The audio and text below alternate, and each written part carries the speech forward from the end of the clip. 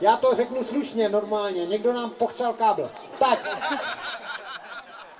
Jsme nastoupeni, nebo?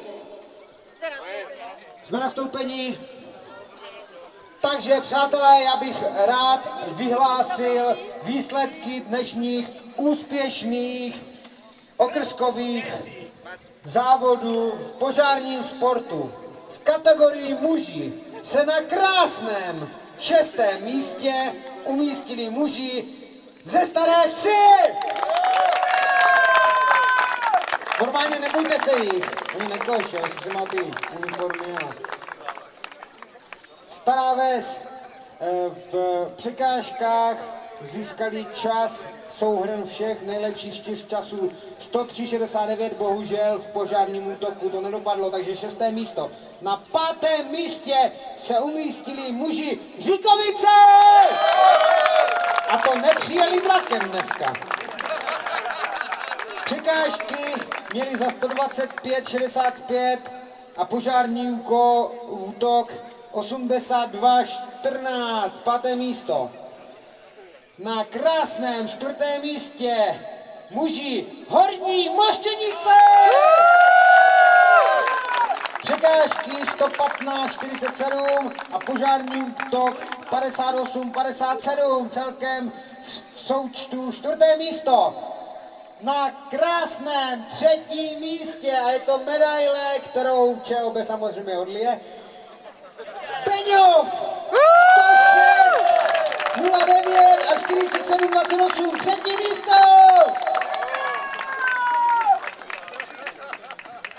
Muži Beňov.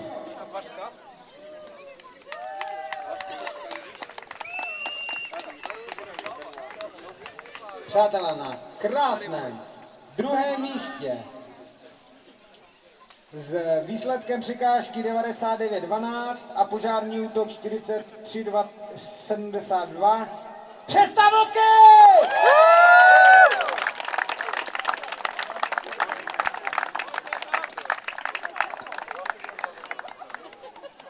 Jasně, vylí z těch pohárů tu dešťovku, ale jen tam něco rozumnějšího.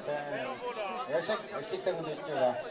Přátelé, to asi si nebudete pamatovat, ale na 1. místě se umístili muži, nenapovídej. Překážky 84,29, to bylo téma lesťákama. Předky měli vycpaný, já jsem se díval. A požární útok 24,77. 1. místo Dobrčice!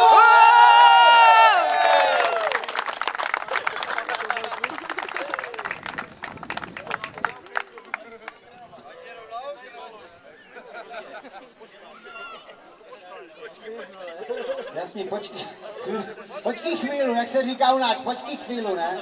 Počkej chvíli.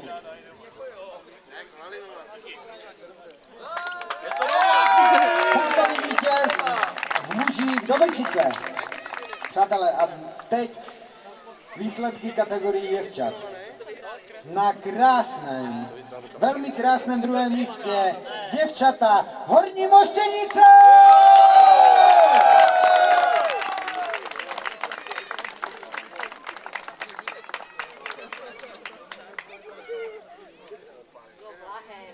Že já nejdu předávat, tak, ale to já si to zase půjdu teď už. A na 1.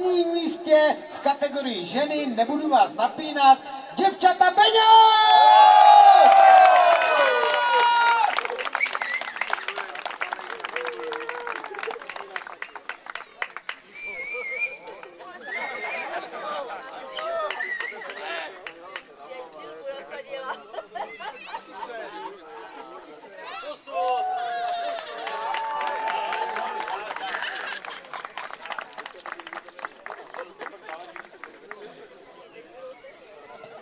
Takže nejrychlejší jednotlivec v těch překážkách na 3. místě se umístil blonďák s klávesama na zádech Bernard Václav. 21,07.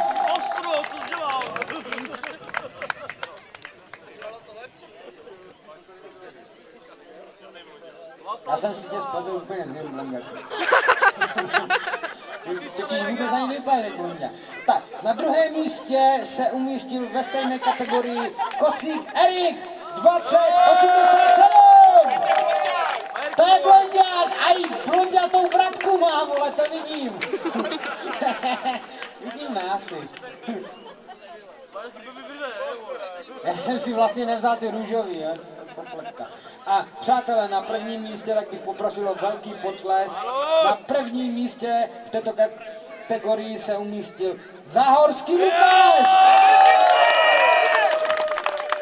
Všichni jsou z nějaké stejné dědiny, je to přes kopec, má tam rybník a jsou to Doberčice!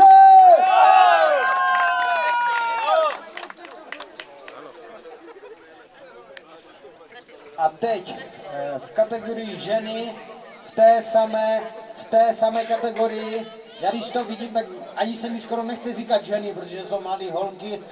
Tak, děvčata, mám prostě mladý babi jsou to. Na prvním místě v této kategorii se umístila Žalmánková Martina, čas 23:91 peněz!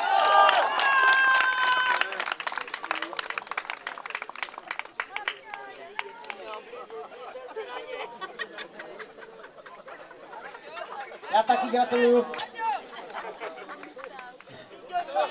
Druhé místo Chromčíková Gabriela 26.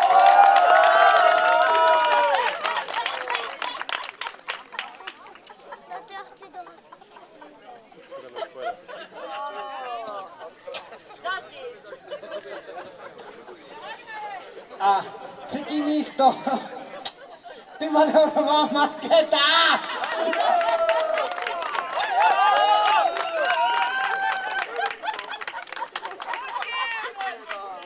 Já jsem radši první, aby ho něco nepřišel totiž. Ještě Ivoš. Pořád píšetka. Dej si to přilvu, nebo ti to nedáme, pač budeš neustrojená. A krásná bramborová medaile, kterou jsme tady s klukama dlouho vystrouhovávali a tak. Ostrčilová Lenka! Horní Moštěnice! No počkej. Nebude nic. To je jedno. Nám je to jedno, co to udělat. Takže já bych ještě předal oficiálně závěrečné slovo. Takže já děkuji všem za účast na dnešní soutěži. Tam se ještě jednou. Má někdo úraz? Ne, je potřeba to dát do protokolu, jo? Takže...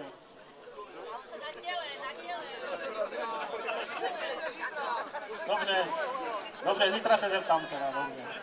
Takže děkuji všem za účast, doufám, že to proběhlo v pohodě a si se rozloučí. Takže na těle a na duši není žádný úraz, já si myslím, pokračujeme dále, kdo chce zůstat, zůstává, budeme rádi, aby jsme tady pokračovali dále. Příjemný den, děkuji vám za sportovní nadšení a za úspěchy, které jste tady dosáhli. Příjemný den, nazdar! Přátelé, prosím vás, já bych to takhle. Opravdu se nikdo z vás neurazil, jo? Nemáte žádný úrazy. Já teda trošku jsem uražený, ale mi to drží chvilku. Ještě probereme dvě věci, nemáme tady to, kdo pojede na ten okres. Protože já jsem teda